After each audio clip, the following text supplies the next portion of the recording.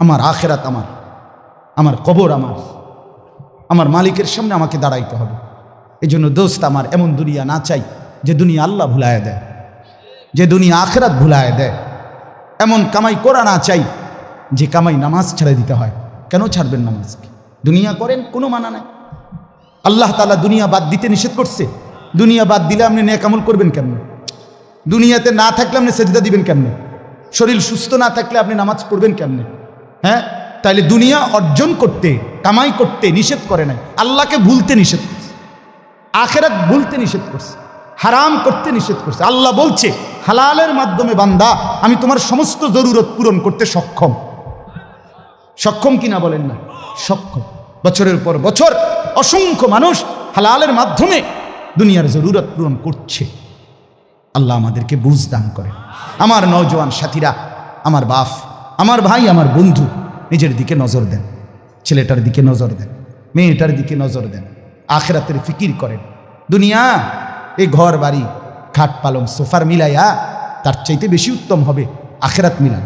দুনিয়াও হয়ে যাবে, দুনিয়া থেমে থাকে না, দুনিয়া থেমে থাকে। যাকে আল্লাহ যা বরাদ্দ দিবেন তা দিয়েই দেবেন, তা এসেই যাবে। কসম আল্লাহ, আপনি শুয়ে থাকলেও আপনার জন্য বরাদ্দকৃত রিজিক এসেই যাবে। আপনি যদি বলেন না, পরিশ্রম না করে তাহলে আমি শুয়ে থাকি, আসুক। না না, তকদির এভাবে লেখা, সিস্টেম আল্লাহর পরিচালনা। আমনে কাম করতেন, আমনের 14 গোষ্ঠী কাম করবে। আর উনি কাজ করতে চায়, ওই সুযোগ পাচ্ছেন। উনি অসুস্থ, উনি প্যারালাইজড, উনি পঙ্গু, তাহলে ওই বেটারে অচল করে দিল যিনি, আমনারে সচল করছে তিনি। কথা বোঝেন নাই আপনি? এটা সহজ হিসাব। আপনি বলে না, আচ্ছা আমি ঘুমাই তাই সাই করতে ইয়ে বাদ, আপনি আপনার বাপও তো ঘুমাই থাকতেন না। আপনার তকদিরই তো এভাবে, আপনার রিজিকই তো আপনাকে কোথায় নিয়ে যাবে, ওইখানে নিয়ে যাবে। আল্লাহর ফয়সালা ইঞ্চি ইঞ্চি, আল্লাহর ফয়সালা তো হিসাব কর। যে পরিশ্রম করবে সেটাও লেখা, কে পরিশ্রম করবে না সেটাও কি আছে, লেখা আছে। আল্লাহ বুঝ দান করেন। অতএব খুব বেশি কারাকারি করে লাভ নাই, রিজিক বন্টন করা। রিজিক কি করা? আর রিজকু মাকসুম, একদম বন্টিত হয়ে গেছে। আল্লাহি লান তামুতা নাফসান হাত্তা তাস্তাকমিলা রিজকাহা। আল্লাহর নবী বলেন, আল্লাহর কসম, একটি আত্মা, একটি প্রাণ মৃত্যুবরণ করবে না কোনো আত্মা তার জন্য বরাদ্দকৃত রিজিক পূর্ণ না করে। বাতেই লোকমা না খাইয়া আপনার বাফের ক্ষমতাও নাই, আপনি মরে যাবেন। আর যেটা নাই সেটা আপনি খাইতে পারবেন না।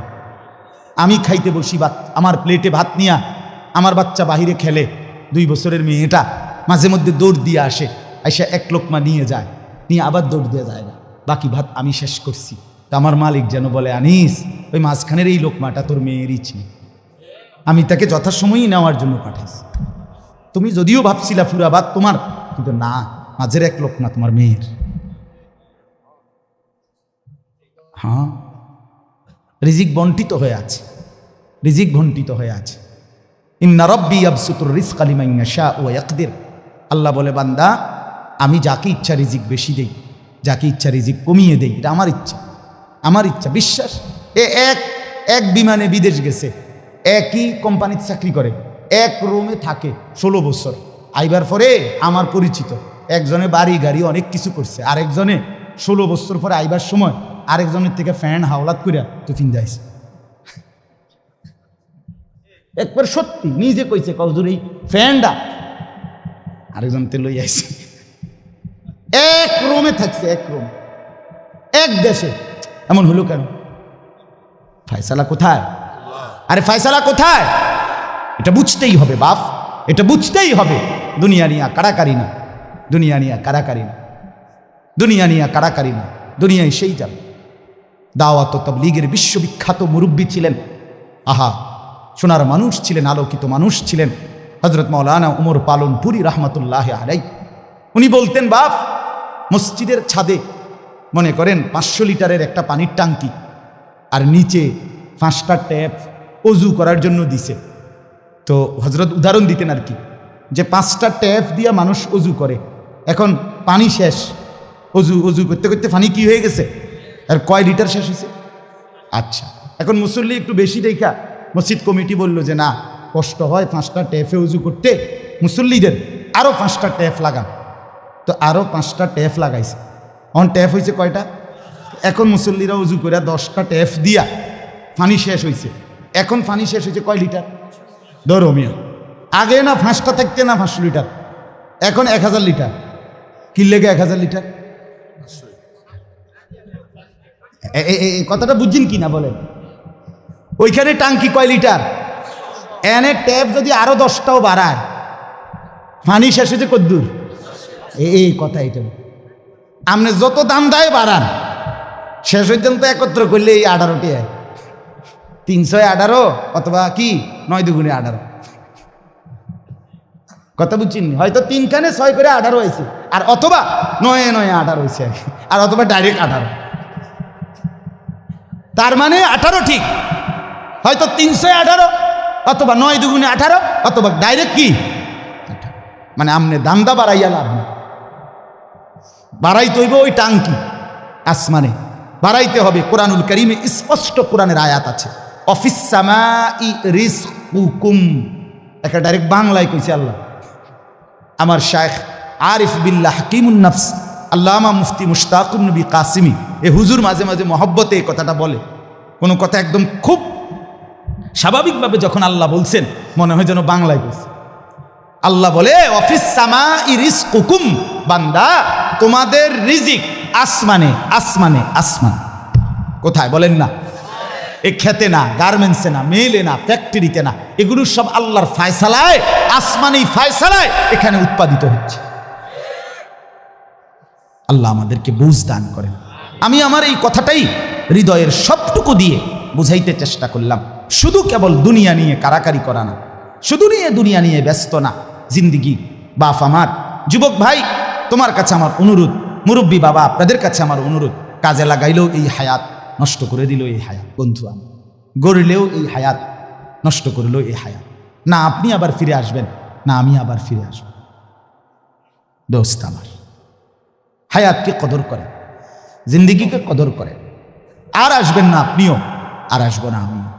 এবার আমার এই আয়াতের তর্জমাগুলো শুনেন, তাইলে আমার কথা শেষ। আমি কয়েকটা আয়াত, ছোট্ট ছোট্ট আয়াত, 15টা আয়াত পড়ছি। অল্প সময় আমি কথা শেষ করে দিচ্ছি। মূলত এখানে 29 নম্বর পারা, কোরআনুল কারীমের 75 নম্বর সূরা।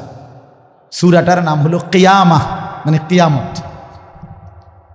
কিয়ামত আর কি এই শব্দটা, এই সূরাটার নাম। কোরআনুল কারীমের মধ্যে পুরা কোরআনে 30 পারা কোরআনে মৌলিক আলোচ্য বিষয় হলো 3টা, মোটা দাগে। এই 3টারই বিস্তারিত আলোচনা ব্যাখ্যা হলো কোরআন। 3 কথা মূল আলোচনা কোরআন, তাওহীদ, রিসালাত, আখিরাত। কোন তো কি কইছি? এই 3 কথা পুরা কোরআনের বক্তব্য। এই 3 কথা আমাদের প্রিয় নবী সাল্লাল্লাহু আলাইহি সাল্লামের 23 বছরের সমস্ত কথা, জিন্দিগির খোলাসা। বুঝছেন কিনা? পুরা ইসলামের সারাংশ এই 3টা কথা, তাওহীদ, রিসালাত, আখিরাত। তাওহীদ কি? তাওহীদ হলো লা ইলাহা ইল্লাল্লাহ, এই ঈমান, এই কালেমা। লা ইলাহা ইল্লাল্লাহর যত দাবি, লা ইলাহা ইল্লাল্লাহ এটা আপনার কাছে যা যা দাবি করে এই সবটা আদায় করা, পালন করা, এটা তাওহীদ। লা ইলাহা ইল্লাল্লাহ এই কথা আপনার কাছে দাবি করে শুধু এই শব্দটা মুখস্থ রাখবেন আর বাকি যা মন চা তাই করবেন, এটা না। লা ইলাহা ইল্লাল্লাহ আপনার কাছে দাবি করে যে তাওহীদ মানে একত্ববাদ, এক। আসমানে 7 আসমানে 7 তবক জমিনে কায়নাতের যেখানে যা তা হচ্ছে শুধু একজনের ইচ্ছায়, তিনি আল্লাহ। আমার মাথার চুল থেকে পায়ের নখ পর্যন্ত, আমার দেহের ভিতর বাহির নিয়ন্ত্রিত হচ্ছে শুধুই একজনের ইচ্ছায়, তিনি আল্লাহ।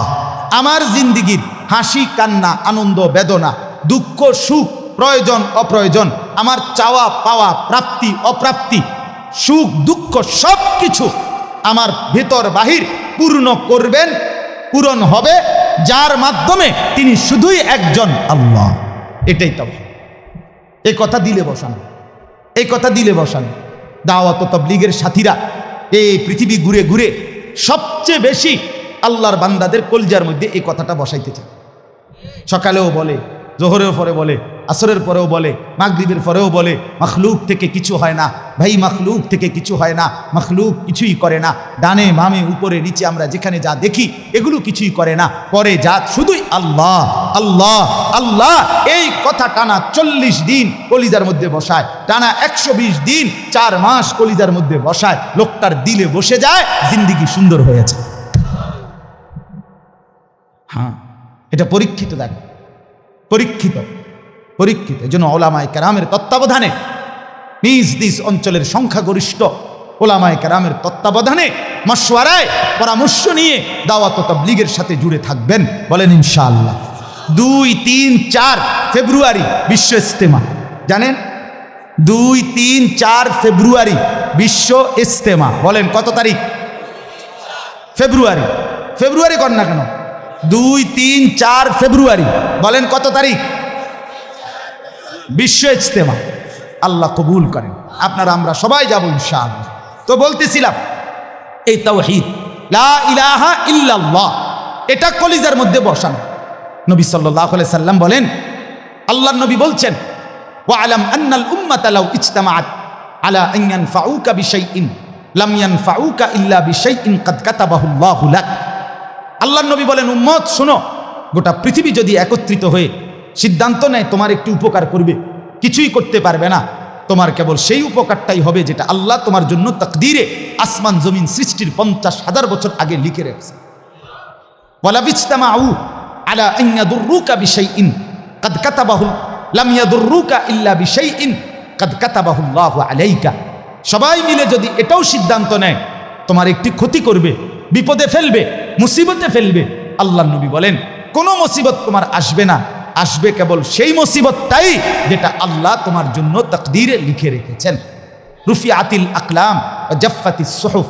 নবীজি বলেন এই কথার পরে তাকদীরে, যেমন এইখানে হিলফুল ফুজুল যুব সংগঠন নাগরাপাড়া ফৈটাদি, এরপরে আর লেখা নাই, আসেনি, এরপরে নিচে দিয়ে আর কিছু, এখানে এসে লেখা, এটা কি হয়েছে?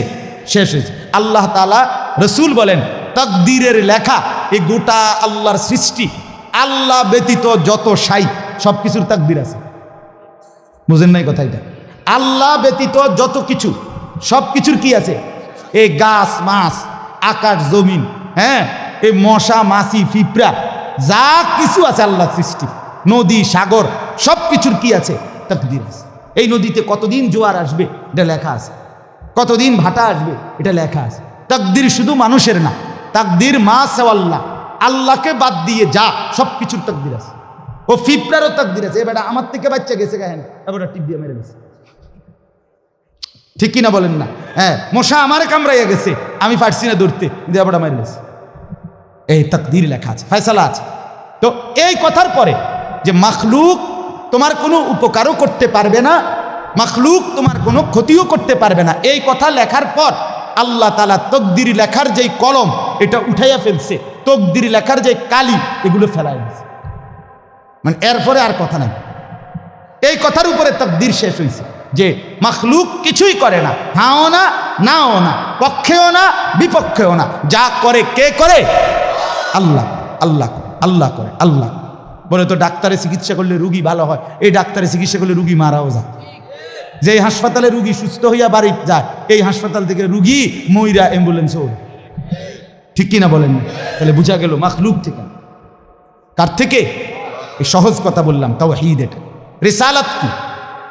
রিসালাত হলো মুহাম্মাদুর রাসূলুল্লাহ সাল্লাল্লাহু আলাইহি ওয়াসাল্লাম। তার মানে মাথার চুল থেকে পায়ের নখ, জিন্দিগির পুরাটা, এই দেহের সব কিছু, এবং আমার জীবনের একেবারে ঘর থেকে দেশ জাতি রাজনীতি, ঘর পরিবার সমাজ, আচার আচরণ, বাজার ব্যবসা, লেনদেন, হাসি কান্না, আয় উপার্জন, সামাজিকতা, অনুষ্ঠানাদি, পাড়াপড়শি, সমাজের আমার জিন্দিগির, আমি এক মানুষ জীবনে যা করব, ঘরে কিংবা বাইরে, হাটে কিংবা মাঠে, বাজারে কিংবা ব্যবসায়, আয়ে কিংবা লেনদেনে, দেশে কিংবা রাজনীতিতে, সব কিছু একজন রসুল মুহাম্মদ সাল্লাল্লাহু আলাইহি সাল্লাম উনার দিক নির্দেশনায়, উনার সুন্নাতে, উনার তরিকার উপরে করা, এভাবে জীবনটাকে গঠন করা, এটার নাম রিসালাত।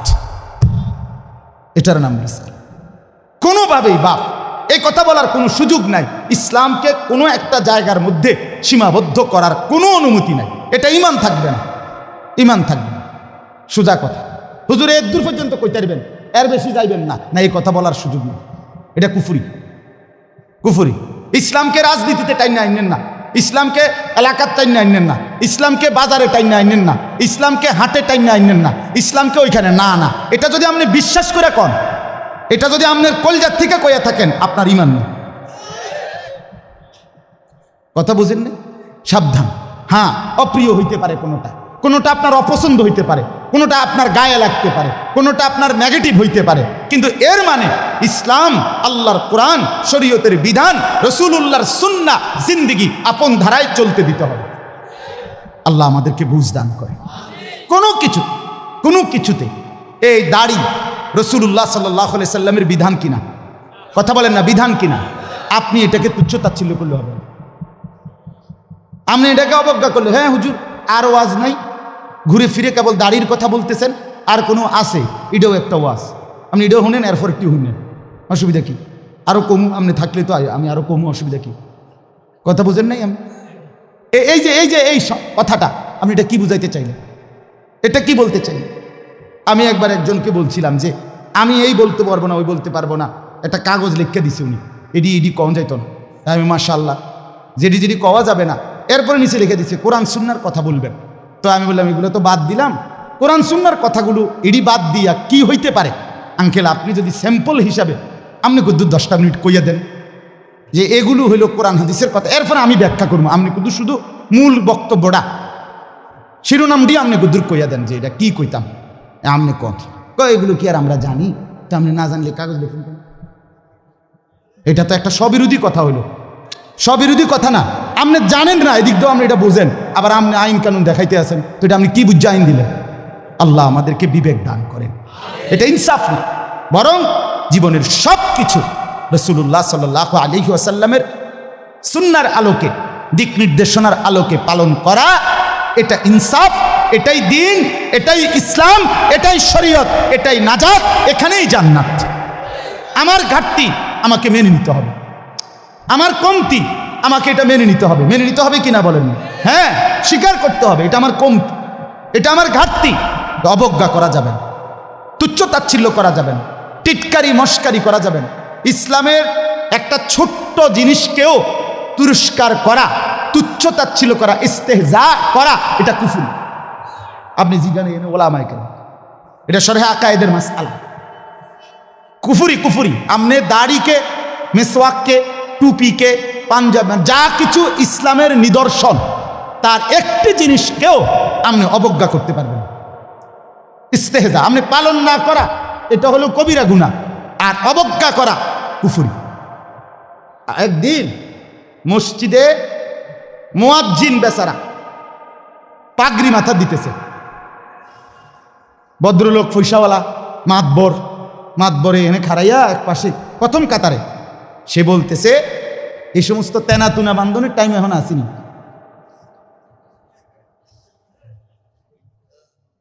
বুঝছেন? হে প্রথম কাতারে পয়সা ওরা টাইলস টিয়া দিছে, বুঝেন না কথাটা? মসজিদে টাইলস টিয়া দিছে, ওটাই তো মসজিদে তো উনি টাইলস না দিলে আমরা নামাজ পড়লাম বলে কেমনে? বাপরে বাপ, আপনি এটা কি বললেন? কাকে তিরস্কার করলেন? আমার এই দুই চোখে আমি দেখছি, এই চোখে ভদ্রলোক কোটি কোটি টাকার মালিক, প্রাইভেট ব্যাংকের ভাইস চেয়ারম্যান, উনি জানাজা পড়ছে। জানাজার আগে ইমাম সাহেব, স্থানীয় একজন ইমাম সাহেব কবরের আযাবের দুইটা কথা কইছে। উনি একটু 4-5 মিনিট বলাতে 2-4 জন নেতা বক্তব্য দিতে পারে না। হইতে পারে না যে জানাজার আগে যে কুদুর কথা কয়, কথা বুঝছেন কিনা? এটা কোনোভাবেই সুন্নত না, সুন্নত কোনো তরিকা না, কেমনে চালু হয়ে গেছে। যাই হোক, তো ওই ইমাম সাহেব কবরের আযাবের কথাটা বলাতে হতে পারে 2-4 জন নেতার বক্তব্য দিতে কি হয়েছে, একটু সময় হয়েছে না বা পারছে না দিতে। এই জায়গাটা মিলে আরো 2 জন কুদুর কথা কইতো, ওই ভুল উচ্চারণে কইতো, আরে কুল্লু নাফসিন যায়কাতুল মউত। আপনি এতটি জানাজা পড়েন, আপনি কুদুর এই লাইনটাও ঠিক করতে পারলেন না। এই কথাটা কমপক্ষে ঠিক করতেন যে আমি যেহেতু প্রায় জানাজা ফরন লাগে, হ্যাঁ এটা তো কুদুর ঠিক করিনি, এইটাও কইতে পারেন। তো যাই হোক, উনি ডাইকা ইমাম সাহেবকে বলতেছে, আমি নিজে দেখছি, উনি ডাইকা বলতেছে, হুজুর কবরের আযাবের মিথ্যা ভয় দেখিয়ে লোকদেরকে আর কতদিন বোকা বানিয়ে রাখবেন। মুসলমানের বাচ্চা জানাজা পড়ছে,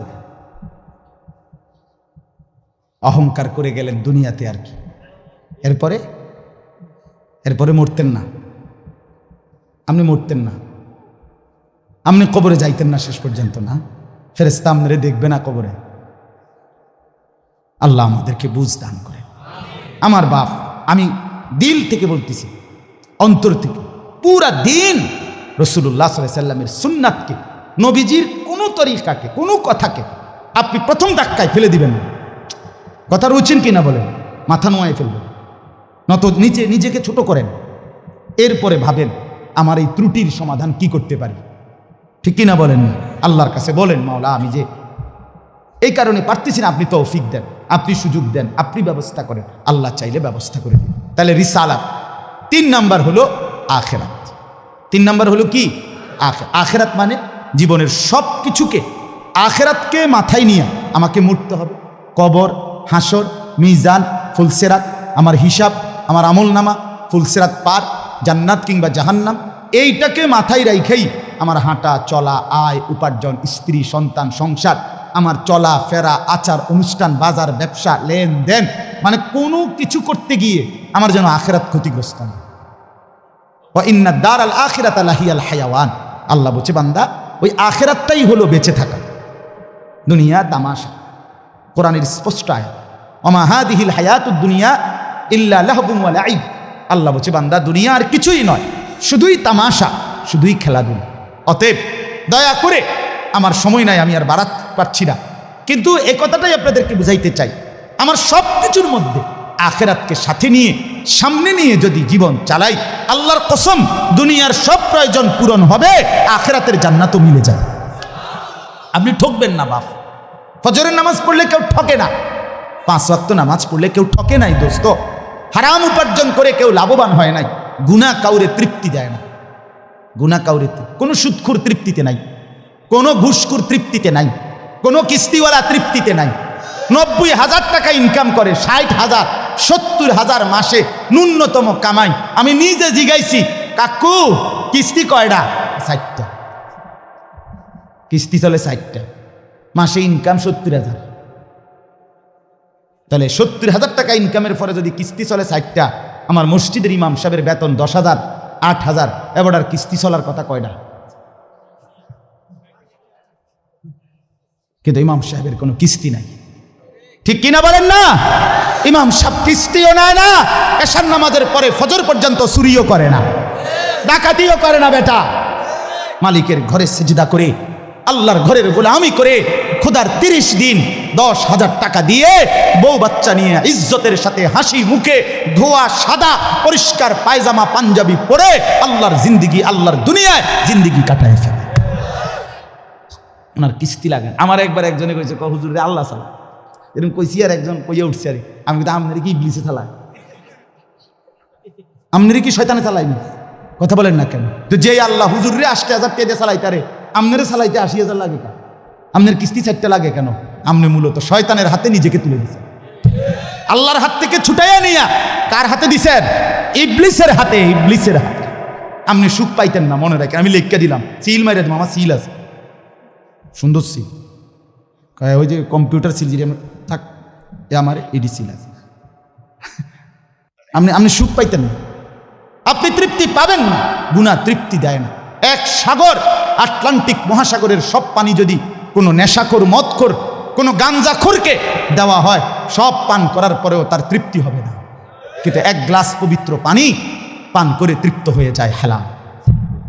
সারা পৃথিবীর 100 কোটি নারী যদি আজকের অসভ্য উলঙ্গ ছবি দেখে, যেই যুবক এরে যদি 100 কোটি নারীও উলঙ্গ করে দেখায়, কসম আল্লাহর, এই জানোয়ারের তৃপ্তি হবে না।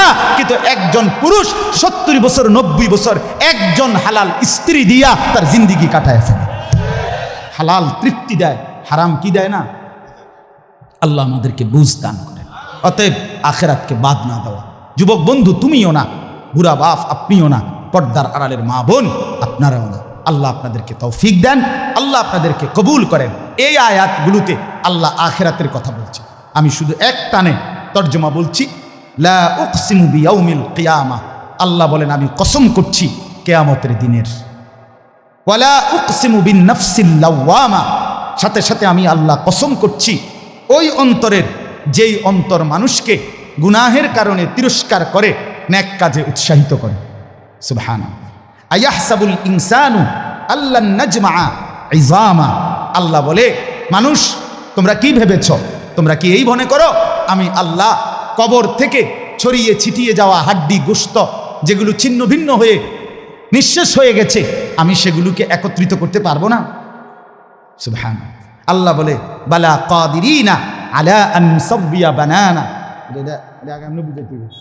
এক মিনিট, এই যে ফিঙ্গার দেয় যে, বোঝেননি? ফিঙ্গার নেয় না, ফিঙ্গার এই এতটুকু জায়গার মধ্যে 800 কোটি মানুষ যদি ফিঙ্গার দেয়, এই জায়গা একরকম একই সাইজের এই বৃদ্ধাঙ্গুলির এটা, কিন্তু 800 কোটি ফিঙ্গার ভিন্ন ভিন্ন। আচ্ছা, এই এদুর জায়গার ভিতরে 800 কোটি ডিজাইন কেমনে করলো?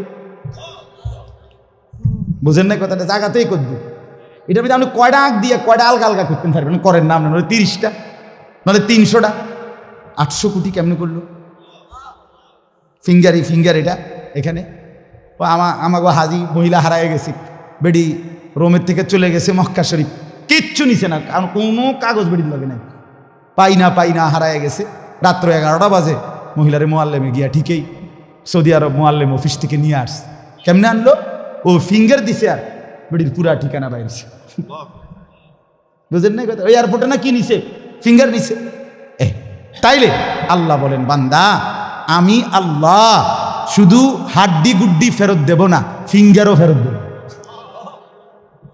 বালা কাদিরিনা আলা আন নুসাব্বিয়া বানানা। এই বানানা অর্থ আঙ্গুলের অগ্রভাগ। আঙ্গুলের অগ্রভাগে যেই দাগগুলো ছিল, ঠিক যারটা যেটা ছিল দুনিয়াতে থাকাকালীন, কিয়ামতের ময়দানে উঠাইবার সময় ওই ফিঙ্গার মিলাইয়া যদি এখানে ফিঙ্গার দিয়ে রাখতো, হাসরের মাঠে ফিঙ্গার দিল, এক ফিঙ্গার আসবে। বালা কাদিরিনা আলা আন নুসাব্বিয়া বানানা,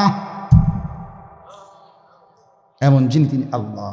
বাল ইউরিদুল ইনসানু লিয়াফজুরা আমামা, আল্লাহ বলে অথচ মানুষ সে বর্তমানকে তো অস্বীকার করে করে আর সামনের ভবিষ্যৎ নিয়েও আমি আল্লাহর সাথে তর্ক করে। কি করে? ইয়াসআলু আইয়ানা ইয়াউমুল কিয়ামা, অহংকার আর নাফরমানি করতে করতে হুজুরদেরকে, আলেমদেরকে, দিনদারদেরকে ব্যঙ্গ করে জিজ্ঞেস করে কি কোন দিন হইব কিয়ামত? কয় না দি কোন দিন হইব? ফাইদা বারিকাল বাসার, আল্লাহ বলে হবে বান্দা সেদিন কিয়ামত হবে, যেদিন ইসরাফিল ফু দিবে, সেদিন সমস্ত চোখ ধাঁধা লেগে যাবে। আহা কি হলো, আহা কি হলো। ও খাসাফাল কামার, সব চাঁদটা আলোহীন হয়ে যাবে। জুমিয়া আশ-শামসু ওয়াল কামার, সূর্য চন্দ্র এক হয়ে নিষ্প্রভ আলোহীন হয়ে যাবে, সব এলোমেলো হয়ে যাবে। আরে ওই যে একদিন শনিবার যে সকালবেলা ভূমিকম্প হয়েছিল কয়দিন আগে, মনে আসেনি আপনাকে? 9:30টার দিকে আমি চাঁদপুর ছিলাম মাহফিলের কারণে। কুমিল্লা ক্যান্টনমেন্ট তো আমার বাসা, তো ওইখানে এক ব্যবসায়ী ক্যান্টনমেন্টের গুমতি টাওয়ার, বড় টাওয়ার, ব্যবসায়ী আমারে ফোন দিচ্ছে, হুজুর হুজুর হুজুর হুজুর দোয়া করেন দোয়া করেন। কি হয়েছে? আমরা সব ব্যবসায়ী বাইরে গেছি। কি হয়েছে ভাই? এখানে আমরা আপনার ভূমিকম্প হয়েছে, সব বাইরে হয়ে গেছে। আমি বললাম না ভাই, দোয়া করে আমার কোনো লাভ নাই, কারণ আমার এনো লড়ে, কে কারে দোয়া করে, আমার এনো তো কি হইতেছে, লড়ছে তো, আমি আপনার কি দোয়া করতাম? আমি তো দৌড়ের উপরে আছি, ঠিক কিনা বলেন না কেন? হ্যাঁ, আল্লাহ বলেন কিয়ামতের ইসরাফিলের ফু দিলে জমিনের ভূমিকম্প এমন সব নড়বে একসাথে। অজুমিয়া আশ-শামসু ওয়াল কামার ইয়াকুলুল ইনসানু ইয়াউমাইদিন আইনাল মাফার, কোটি কোটি মানুষ তখন পাগলের মতো দৌড়তে দৌড়তে বলবে আইনাল মাফার, পালাবো কোথায় ভাই, দাঁড়াবো কোথায়, দাঁড়াবো কোথায়? ওই বেটাও বলবে সব নড়ে, ইনিও বলবে সব নড়ে, যেদিকে দৌড়ায় সব নড়ে নড়ে নড়ে, সব নড়ে ভূমিকম্পে, কিয়ামতের ভূমিকম্প। আল্লাহ বলেন কাল্লা লা ওয়াজার, না বান্দা, জমিনে আজ আর কোথাও আশ্রয় নাই, আজ আর ঠাই নাই। ইলা রব্বিকা ইয়াউমা ইদিনিল মুস্তাকার, আজ শুধুই তোমার রব আল্লাহর কাছে আছে। কার কাছে? ইউনাব্বাউল ইনসানু ইয়াওমাইদিন বিমা কদ্দামা ওয়া আখার। এবার আল্লাহ বলেন, আজ আমার কাছে ফিরিয়ে নিয়ে কিয়ামতের ময়দানে প্রত্যেককে জানানো হবে তুমি নিজের হায়াতে যা কিছু আমল করেছ আর তোমার পরে তোমার নামে যা কিছু আমল চলেছে সব কিছু তোমাকে জানানো হবে। তুমি করেছো এই, তোমার নামে চালু ছিল এই, আমি করেছি নামাজ এত ওয়াক্ত, আমি মসজিদে দিয়েছিলাম তো সেই মসজিদে নামাজ হয়েছে এত ওয়াক্ত। আল্লাহ বলেন তোমার নিজের নামাজ এটার নেকিও তোমার, ওই মসজিদে যে সহযোগিতা দিয়েছিলে সেই নামাজগুলোর সওয়াবও তোমার নামে দেওয়া হবে। এবার সুবহানাল্লাহ কইছেন না, নাউজুবিল্লাহ লেখা রেডি হন। তুমি যে দেখছো টেলিভিশন এগুলার গুনাও লেখা হবে। তোমার যে বউ বাচ্চার জন্য রঙিনটা রাইখা আইছো টেলিভিশন, তারা পরবর্তী এই টেলিভিশন যেই 20 বছর দেখছে এইটার সমস্ত গুনাও তোমার নামে লেখা হবে। সমান সমান হয়েছি নি? সুবহানাল্লাহ নাউজুবিল্লাহ। এবার আমি বুঝ করে বালিল ইনসানু আলা নাফসিহি বাসীরা। আল্লাহ বলে শুধু জানাবো না, বরং প্রত্যেকটা মানুষ নিজের আমলনামা নিজের চোখেই দেখতে পাবে। ওয়ালাউ আলকা মাআযীরা, যদিও সে নিজের আমলনামা দেখে নানা উজর আপত্তি ছল ছাতুরি করতে চেষ্টা করবে, আল্লাহ এদিনই না তো না, ঠিক আছে, কিন্তু এইভাবে বুঝি করছি না, আরে কি তো শুক্রবারটাও তো পাইতেছি না, শুক্রবার ওদের নাই। ফেরেশতা বলবো দোস্ত শুক্রবারে আইছিলা ঠিক, অজু হয়েছে না দেখে লিখছি না, শুক্রবারে আইছিলা ঠিক, কিন্তু ওই যে খুতবার সময় জিমাইছ তোমার তো হোক বা নাই, তুমি খারাই গেছো, ইয়ে হয়েছে না বাদ সদর বদরেরই। হ্যাঁ, আল্লাহ বলেন বান্দা ওজোর পেশ করবে কিন্তু আমি তার কোনো ওজোর শুনবো না। আল্লাহ আমাদের প্রত্যেককে আখিরাতের জন্য প্রস্তুতি নেওয়ার তৌফিক দান করেন। আমরা বাঁচবার উপায় নাই, আমরা আড়াল করবার উপায় নাই, লুকাইবার কোনো সুযোগ নাই। আছে কি কোনো সুযোগ? অতএব দোস্ত আমার, লা ইলাহা ইল্লাল্লাহকে মেনে নেন, মুহাম্মাদুর রাসূলুল্লাহকে জীবনে পুরা জিন্দেগি রাসূলের সুন্নাতকে গ্রহণ করেন, আখিরাতের জন্য প্রস্তুতি নেন। আল্লাহ তৌফিক দেন, আল্লাহ কবুল করেন। যুবক ভাই 5 ওয়াক্ত নামাজ পড়ো, ফজরের নামাজ কষ্ট করে হলেও পড়ো। মোবাইলের উলঙ্গ ছবি, নাচ গান, নর্তকী দেখা ছেড়ে দাও দোস্ত আমার। বাপ চাচারা বিড়ি সিগারেট খাওয়া বন্ধ করে দেন, চায়ের দোকানের আড্ডা বন্ধ করে দেন। হায়াতের শেষ টাইমটা আল্লাহর তাসবিহ, কোরআনুল কারীমের তেলাওয়াত আর তাহাজ্জুদ নামাজ পড়ে জিন্দেগিটা কাটান। পর্দার আড়ালের মা বোন নিজের ইজ্জত, নিজের পর্দা, নিজের সতীত্ব, নিজের সম্ভ্রমের কদর করেন। বোন আমার, মা আমার, বিবি আমার, বোন আমার, আল্লাহর দোহাই বলি, যে নারীর পর্দা নাই, যে নারীর ইজ্জত নাই, যে নারীর সম্ভ্রম নাই, তার কিচ্ছু নাই, কিচ্ছু নাই, কিচ্ছু নাই। এটা প্লাস্টিক, এটা শোপিস, এটা উপঢৌকন, এটা উপভোগের একটা বস্তু যেটাকে দর্শক শুধু দেখে আর মজা নেয়। আল্লাহ আমাদের মা বোনদেরকে ইজ্জতের কদর বুঝবার তৌফিক দান করেন। আজকের যুবকদের এই মাহফিল আল্লাহ কবুল করেন, আমিন।